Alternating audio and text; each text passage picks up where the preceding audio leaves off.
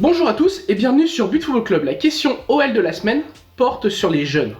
Comme vous l'avez vu, l'OL a remporté la 4e Coupe Gambardella de son histoire, 25 ans après celle remportée par les protégés d'Armand Garrido. À l'époque, c'était les Bréchet, Malbranque, Olivier Bernard, donc voilà, ça date vraiment. Donc c'est dire l'importance du titre ramené par Eric Elie et ses hommes. Maintenant, est-ce que ça augure une génération dorée à l'OL?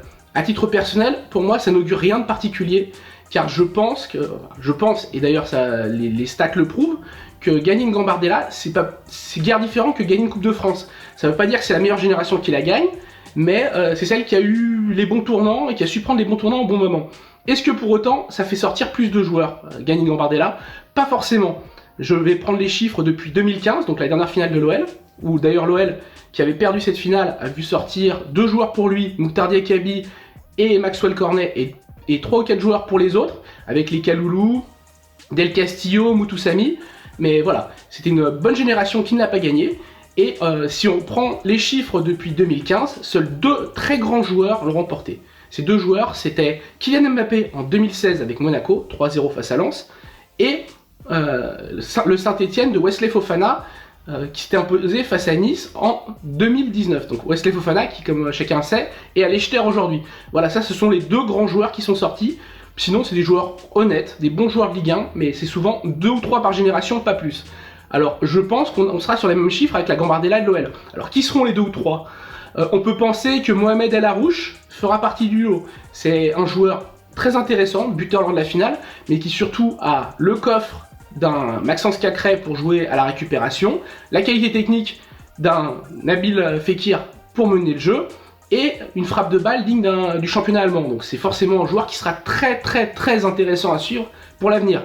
Il y en a d'autres. Il y a le gardien Patouillet, Mathieu Patouillet, même si je pense que lui aura du mal à percer parce que le poste de gardien est particulier. Il y a Hugo Vogel qui a déjà été appelé pour jouer latéral droit par Peter Bosch au début d'année et qui a joué en Coupe d'Europe d'ailleurs. Il y en a d'autres. Moi je mettrai aussi une petite pièce sur Mamadou Sarr, le fils de Pape Sarr, l'ancien Stéphanois, ou peut-être sur Yanis Laga, l'attaquant, meilleur buteur de la compétition. Maintenant, est-ce que ça sera forcément gage de réussite pour eux? Ça va être difficile à dire. Il y a quand même d'autres générations.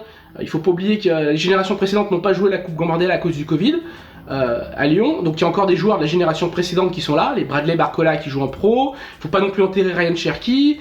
Il y a beaucoup de jeunes joueurs à Lyon, très bons. En génération du milieu, il y a l'excellent petit Florent Da Silva qui a été prêté et qui a réussi en National 1. Ces joueurs-là peuvent être intéressants pour l'avenir, ils ne sont pas forcément issus de cette génération Gambardella. Donc il faut voir là-dessus. Moi, ce dont je suis sûr, c'est que gagner une Gambardella n'est pas le juge de paix d'une bonne génération à l'OL.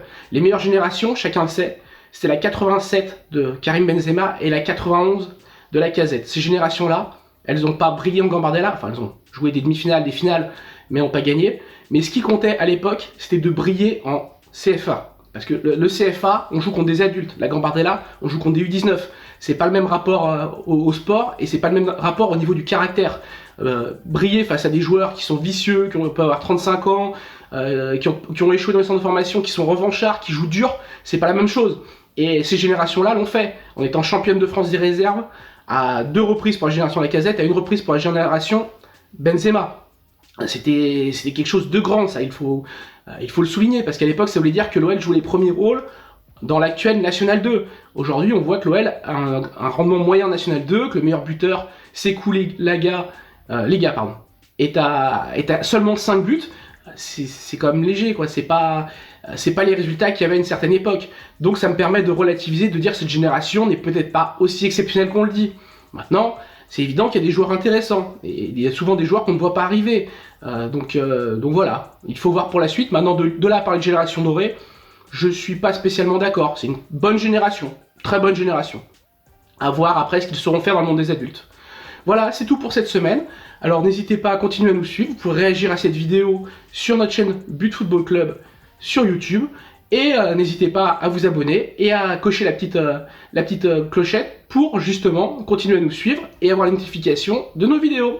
Voilà, merci, au revoir.